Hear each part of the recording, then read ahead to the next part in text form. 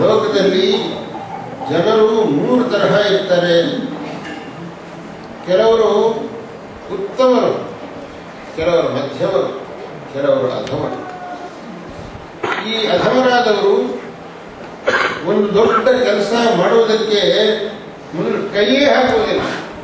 ಇವನು ನಮ್ಮಿಂದ ಆಗೋದಲ್ಲಪ್ಪ, ನಮಗೆ ಆಗ್ತದೆ ಅಂತ ಅವರು ಅಧಮರು ಅಂತ ಹೇಳಬೇಕು. ಮಧ್ಯಮರಾದವರು ಕೈ ಹಾಕಿಬಿಟ್ಟು ಮಧ್ಯದಲ್ಲಿ ಸ್ವಲ್ಪ ತೊಂದರೆ ಬಂದ ಕೂಡಲೇ ಸರಿ ನಮಗೆ ಬೇಡಪ್ಪ ಇದು ಅಂತ ಬಿಟ್ಟು ಬಿಡುತ್ತಾರೆ, ಅವರು ಮಧ್ಯಮರು. ಆದರೆ ಉತ್ತಮರು ಅಂತಂದ್ರೆ ಎಷ್ಟೇ ವಿಘ್ನಗಳು ಬಂದರೂ ನಾನು ಇದನ್ನು ಕೈ ಬಿಡೋದಿಲ್ಲ, ಇದನ್ನ ಮುಗಿಸಿಯೇ ತೀರ್ತೇನೆ ಅಂತ ಹೇಳುವವರು ಉತ್ತಮ. ನೀವು ಉತ್ತಮರಾಗಿ ಈ ಗ್ರಾಮವನ್ನು ಸಂಸ್ಕೃತ ಗ್ರಾಮವಾಗಿ ಮಾಡಬೇಕು ಎಂಬುದಕ್ಕೆ ಪ್ರಯತ್ನವನ್ನು ಪಟ್ಟಿದ್ದೀರಿ. ಅದು ನಮಗೆ ಬಹಳ ಸಂತೋಷಕರ. ಸಂಸ್ಕೃತ ಅಂತನ್ನುವುದು ನಮ್ಮ ಇಡೀ ಜಗತ್ತಿನಲ್ಲಿ, ಕೇವಲ ಭಾರತ ಮಾತ್ರವಲ್ಲ, ಇಡೀ ಜಗತ್ತಿನಲ್ಲಿ ಸಂಸ್ಕೃತಕ್ಕಿಂತಲೂ ಪ್ರಾಚೀನ ಅಥವಾ ಸಂಸ್ಕೃತಕ್ಕಿಂತಲೂ ಉತ್ತಮವಾದ ಭಾಷೆ ಮತ್ತೊಂದು ಇಲ್ಲ. ಹಿಂದಿ ಜಗತೀತಲದಲ್ಲಿ ಏಕಮಾತ್ರವಾದಂತಹ ಸರ್ವಾತಿಶಾಯಿಯಾದ, ಸರ್ವೋತ್ತಮವಾದ, ಅತಿ ಪ್ರಾಚೀನವಾದ, ಅತಿ ರಮಣೀಯವಾಗಿರತಕ್ಕಂತಹ ಭಾಷೆ, ಏಕಮಾತ್ರವಾದ ಭಾಷೆ ಸಂಸ್ಕೃತ ಭಾಷೆ. ಆ ಭಾಷೆ ನಮ್ಮದು. ನಮ್ಮ ಎಲ್ಲ ಭಾಷೆಗಳು ಅದರಿಂದ ಉದ್ಭವಿಸಿವೆ. ಈ ಎಲ್ಲವುದಕ್ಕೂ ತಾಯಿಯಾಗಿರತಕ್ಕಂಥದ್ದು ಸಂಸ್ಕೃತ ಭಾಷೆ. ತಾಯಿಯ ಬಗ್ಗೆ ಪ್ರತಿಯೊಬ್ಬನಿಗೂ ಗೌರವ ಇರಲೇಬೇಕಲ್ವ. ಎಷ್ಟೇ ವಯಸ್ಸಾಗಿದ್ದರೂ ತಾಯಿ ತಾಯಿಯೇ. ನಮಗೆ ಎಷ್ಟು ತಾಕತ್ತಿದ್ದರೂ ಕೂಡ ತಾಯಿಯ ಬಗ್ಗೆ ನಾವು ಅಸಡ್ಡೆ ಭಾವನೆ ಇಟ್ಕೊಳ್ಳೋದಕ್ಕೆ ಸಾಧ್ಯವಿಲ್ಲ. ನಾವು ಬಹಳ ಮುಂದುವರೆದಿರ್ಬೋದು, ನಾವು ಬಹಳ ಕೀರ್ತಿ ಪಡೆದಿರ್ಬೋದು, ತಾಯಿ ಈಗ ಕೈಯಲ್ಲಿ ಏನೋ ಆಗದೆ ಮನೆಯಲ್ಲಿ ಸುಮ್ಮನೆ ಒಂದು ಬದಿಯಲ್ಲಿ ಕೂತಿರ್ಬೋದು. ಆದರೂ ತಾಯಿ ತಾಯಿ. ಆ ತಾಯಿಗೆ ಕಾಲು ಮುಟ್ಟಿ ನಮಸ್ಕಾರ ಮಾಡಿ ನಾವು ಹೋದರೆ ನಮ್ಮ ಕೆಲಸ ಆಗುತ್ತೆ. ಆ ತಾಯಿಯ ಬಗ್ಗೆ ನಾವು ಅಸಡ್ಡೆ ತೋರಿಸಿದರೆ ನಮ್ಮ ಜೀವನ ವ್ಯರ್ಥವಾಗುತ್ತೆ. ನಮ್ಮ ಎಲ್ಲ ಭಾಷೆಗಳಿಗೂ ತಾಯಿ ಸಂಸ್ಕೃತ ಅಂತಂದ ಮೇಲೆ ಆ ಸಂಸ್ಕೃತ ಭಾಷೆಯ ಬಗ್ಗೆ ನಾವು ಎಷ್ಟೊಂದು ಮಮತೆ ಇಟ್ಕೊಂಡಿರಬೇಕು, ಪ್ರೀತಿ ಇಟ್ಕೊಂಡಿರಬೇಕು. ನಮ್ಮ ಭಾಷೆ ಸಂಸ್ಕೃತ. ನಿಮ್ಮ ಭಾಷೆ ಯಾವುದು? ನಮ್ಮ ಭಾಷೆ ಸಂಸ್ಕೃತ. ಆಮೇಲೆ ಕನ್ನಡ, ತೆಲುಗು, ತಮಿಳು, ಹಿಂದಿ, ಬೆಂಗಾಲಿ ಎಲ್ಲ ಹೌದು ನಮ್ಮದೇ. ಆದರೆ ಮೊದಲಿಗೆ ಸಂಸ್ಕೃತ. ಹಾಗಾಗಿ ಈ ಸಂಸ್ಕೃತದ ಬಗ್ಗೆ ಈ ಗ್ರಾಮದವರಿಗೆ ಇರತಕ್ಕಂಥ ಅಭಿಮಾನ, ಅದೂ ಕೂಡ ನಾನು ಇಲ್ಲಿ ಬರುವುದಕ್ಕೆ ಒಂದು ಕಾರಣವಾಯಿತು. ನಾನು ನಮ್ಮ ಹುಡುಗರಿಗೆ ಹೇಳಿದೆ ನಿನ್ನೆ ದಿವಸ, ನೋಡ್ರಪ್ಪ ಸಂಸ್ಕೃತ ಗ್ರಾಮಕ್ಕೆ ಹೋಗ್ತಾ ಇದ್ದೀರಿ, ಇನ್ನಲ್ಲಿ ಒಬ್ಬೊಬ್ಬರು ಸಂಸ್ಕೃತದಲ್ಲಿ ನಿಮ್ಮನ್ನು ಕೇಳ್ತಾರೆ. ಆವಾಗ ಅವರು ಉತ್ತರ ಹೇಳೋದಕ್ಕೆ ನೀವು ಸಮರ್ಥರಾಗಿರಬೇಕು. ಅವರು ಸಂಸ್ಕೃತದಲ್ಲಿ ಕೇಳಿದರೆ ನಮಗೆ ಗೊತ್ತಿಲ್ಲ ಅಂತ ನೀವು ಹೇಳಕ್ಕೆ ಹೋಗಬಾರ್ದು ಅಂತ ಹೇಳಿದೆ ನಮ್ಮ ಹುಡುಗರಿಗೆ ನಿನ್ನೆ ದಿವಸ. ಆದರೆ ಪುಣ್ಯಕ್ಕೆ ಅವರನ್ನು ಯಾರು ಸಂಸ್ಕೃತದಲ್ಲಿ ಕೇಳಲಿಲ್ಲ ಅಂತ ಕಾಣುತ್ತೆ.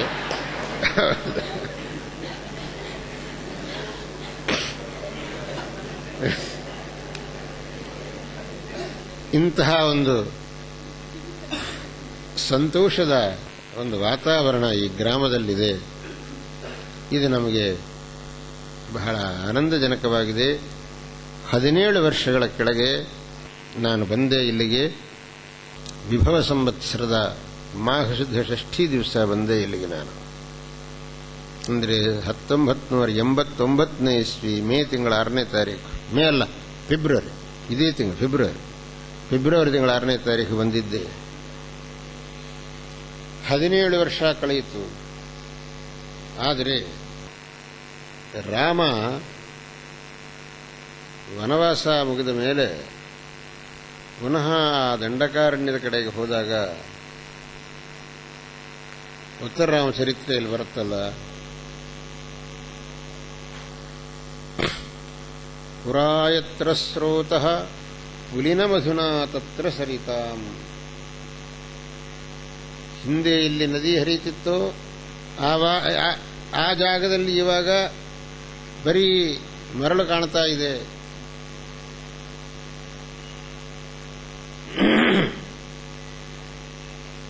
ಹಿಂದೆ ಇಲ್ಲಿ ಬಯಲಾಗಿರ್ತಿತ್ತೋ ಇವಾಗ ಅಲ್ಲೆಲ್ಲ ಕೂಡ ನದಿ ಹರಿಯುತ್ತಾ ಇದೆ. ಹಿಂದೆ ಕಾಡಾಗಿದ್ದ ಜಾಗದಲ್ಲಿ ಇವಾಗ ಒಂದು ಮರ ಕಾಣ್ತಿಲ್ಲ. ಹಿಂದೆ ಒಂದು ಮರವೂ ಇಲ್ಲದ ಜಾಗದಲ್ಲಿ ಈಗ ತುಂಬಾ ಮರಗಳು ಬೆಳೆದುಬಿಟ್ಟಿದೆ. ಆದರೆ ಆ ಬೆಟ್ಟಗಳೆಲ್ಲ ಹಿಂದೆ ಎಲ್ಲಿದ್ವೋ ಇವಾಗಲೂ ಹಾಗೇ ಇದೆ. ವಿಪರ್ಯಾಸಂ ಯಾತೋ ಘನ ವಿರಲಭಾವ ಕ್ಷಿತಿರುಹಾಂ. ಆದರೆ ನಿವೇಶ ಶೈಲಾನಾಂ ತದಿದಮಿತಿ ಬುದ್ಧಿಂ ದೃಢಯತಿ. ಹಾಗೆಯೇ ನನಗೂನುವೆ ಏನೇ ವ್ಯತ್ಯಾಸಗಳಾಗಿದ್ರೂ ಆವಾಗ ಯಾವ ವೈದಿಕ ಪರಂಪರೆಯನ್ನು ನೋಡಿದ್ನೋ ಅದೇ ವೈದಿಕ ಪರಂಪರೆಯನ್ನು ಇವಾಗಲೂ ನೋಡ್ತಾ ಇದ್ದೀನಿ. ಅದು ಮನಸ್ಸಿಗೆ ಸಂತೋಷ.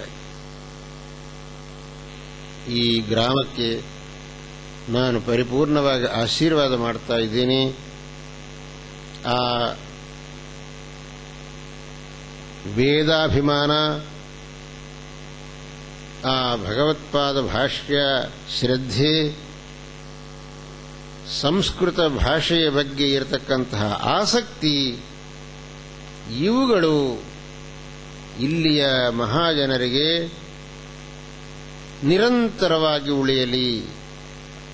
ಇಲ್ಲಿ ಈ ಪರಂಪರೆ ಇದೇ ರೀತಿಯಾಗಿ ಬೆಳೆದು ಬರಲಿ.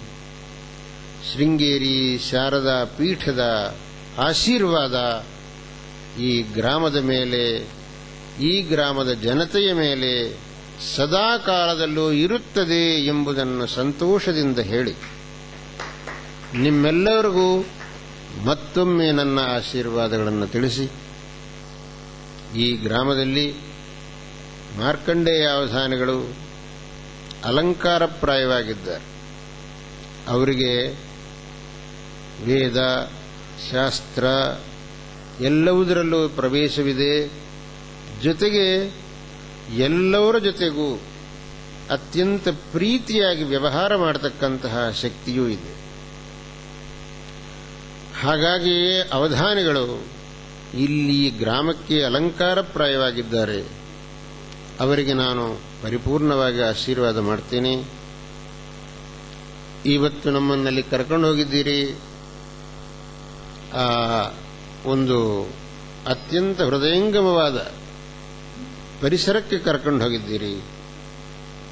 ವೈದಿಕರು ಇಷ್ಟು ದೊಡ್ಡ ಕೆಲಸವನ್ನು ಮಾಡಿರುವುದು ಬಹಳ ಶ್ಲಾಘ್ಯವಾದ ಕೆಲಸವನ್ನು ಮಾಡಿದ್ದೀರಿ. ನಾನು ನಿಮಗೆ ಪರಿಪೂರ್ಣವಾಗಿ ಆಶೀರ್ವಾದ ಮಾಡ್ತೀನಿ. ಭಗವತ್ ಕೃಪೆ, ಶಾರದಾ ಚಂದ್ರಮೌಳೀಶ್ವರ ಕೃಪೆ ನಿಮ್ಮೆಲ್ಲರ ಮೇಲೂ ಸದಾ ಕಾಲದಲ್ಲೂ ಇರಲಿ ಅಂತ ಮತ್ತೊಮ್ಮೆ ಆಶೀರ್ವಾದ ಮಾಡಿ ಈ ಭಾಷಣವನ್ನು ಇಲ್ಲಿಗೆ ಮುಕ್ತಾಯ ಮಾಡ್ತೀನಿ. ಹರ ನಮಃ ಪಾರ್ವತೀಪತಯೇ ಹರ ಹರ ಮಹಾದೇವ. ಜಾನಕೀಕಾಂತಸ್ಮರಣಂ ಜಯ ಜಯ ರಾಮ ರಾಮ. ಮತ್ತೆ ಇನ್ನೊಂದೇನು ಅಂತಂದ್ರೆ, ಈ ಊರಿನವ್ರಿಗೆಲ್ಲರೂ ಕೂಡ ಆ ರಾಮ ಭಜನೆ ಮಾಡೋದು ನನಗೆ ಬಹಳ ಆನಂದ. ಹೌದು.